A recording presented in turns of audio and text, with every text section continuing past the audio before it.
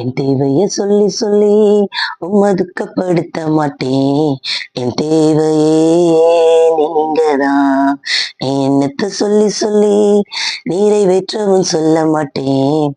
என் இதயமே நீங்கதான். தகாத விதமாய் விண்ணப்பம் பண்ணினபடியால் பெற்றுக்கொள்ளாமல் இருக்கிறீர்கள். யாக்கோப்பு 4ஆம் அதிகாரம் 3ஆம் வசனத்தில் வாசிக்கிறோம்.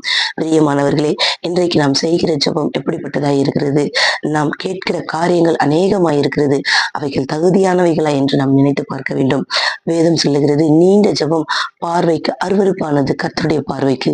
ஆனா அநேகர் நினைக்கிறோம், நம்ம நீண்ட நேரம் ஜெபிச்சா இந்த காரியத்தை பெற்றுக்கொள்ளலாம். இல்லைங்க, நம் எலியாவை போல கருத்தாய் ஜெபிக்கிறவர்களா இருக்க வேண்டும். 1 நாளாகமும் 4ஆம் அதிகாரம் 10ஆம் வசனத்தில் யாபேஸ் ஜெபித்த ஜெபத்திற்கு தேவன் பதில் செய்கிறார். அவன் கேட்டவைகளை பெற்றுக்கொள்கிறான் என்று வேதம் சொல்லுகிறது. இன்றைக்கு நாமும் கூட ஜெபத்தில் என்ன காரியம் நமக்கு தேவை என்பதை அறிந்து ஜெபிப்போம்.